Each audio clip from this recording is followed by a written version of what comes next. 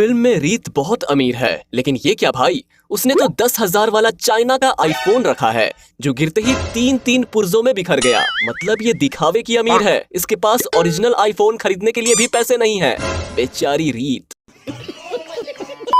अब रीत ने अपना फोन तो बुरी तरह से खराब कर दिया है। अब बेचारे रोहन को इसकी हेल्प करनी पड़ी। वो कहता है कि चलो मेरे फोन से कॉल कर लो। अब ये बंदी अपना 10,000 वाला आईफोन गिरा देती है, अपना बैग भूल जाती है, लेकिन इसे अपनी भाभी का नंबर याद रहता है और तो और इसे अपनी बहन का भी नंबर याद है। वैसे तो इसे कुछ याद नहीं रहता, नंबर कैसे याद कर लिया इसने? मैजिक। मजा आया। अब रोहन को लग रहा है कि उसने रीत को मोबाइल देकर गलती कर दी है, क्योंकि उसने रीत को मोबाइल कॉल करने के लिए दिया था, लेकिन ये तो उसका पूरा बायोडेटा निकाल कर बैठी है। ये तो वही बात हो गई ना कि जब किसी आंटी को एक फोटो देखने के लिए मोबाइल देते हैं तो वो पूरी गैलरी को स्क्रॉल करके देख लेती है। बेचारा रोहन। अब तू गया बेटा, अब तू गया। इस डरावनी और भूतिया हवेली का इतना बड़ा दरवाजा खुद से खुल गया, लेकिन रीत ये तो रोहन को उल्लू बनाने में लगी हुई है। कह रही है कि हवा से खुल गया होगा। बताओ भाई, मेन गेट है वो, कोई रीत का बाल थोड़ी है जो हवा में उड़ गए। इस फिल्म में रीत ने रोहन को भर भर के पागल बनाया है। अब वो उसे बहला फुसला कर अपनी इस भूतिया हवेली में ले आती है और जब यहाँ पर ये ताला अपने आप टूट जाता है तो कहती है कि पुराना है, जंग लग गया होगा, टूट गया होगा, अंदर चलो ना। भाई ये किधर से पुराना दिख रहा है और जंग तो इस पर है ही नहीं। पागल बनाया जा रहा है बस बेचारे को। कैसे कैसे लोग रहते हैं यार यहाँ पर।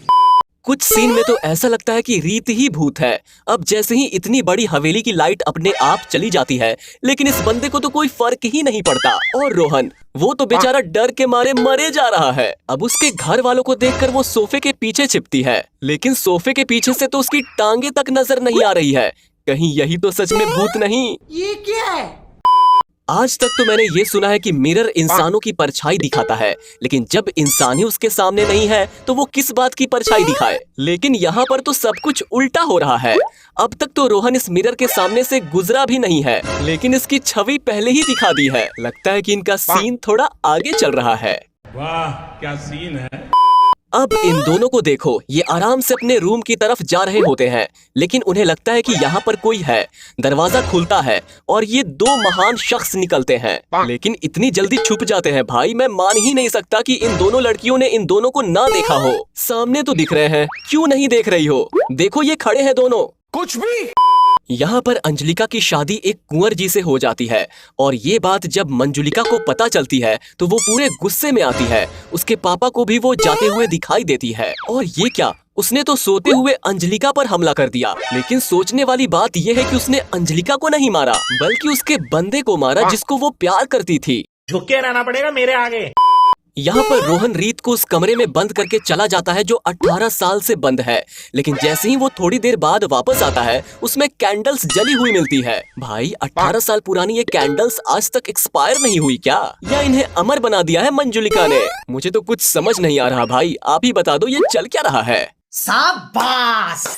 अगर कोई मुझसे पूछे कि आपको भूल भुलैया 2 फिल्म का कौन सा सीन सबसे अच्छा लगा, तो मैं रीत का ये बिना म्यूजिक वाला डांस ही पसंद करूंगा। क्या डांस किया है रीत ने, और म्यूजिक तो आसपास भी नहीं है, लेकिन स्टेप बिल्कुल परफेक्ट हैं।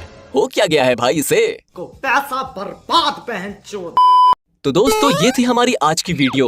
आपको ये वीडियो कैसी लगी हमें कमेंट करके जरूर बताइएगा। साथ ही अगर आपको हमारी ये वीडियो पसंद आई है तो इसे लाइक करके हमारे चैनल फिल्मी जासूस को सब्सक्राइब करना ना भूलें। धन्यवाद।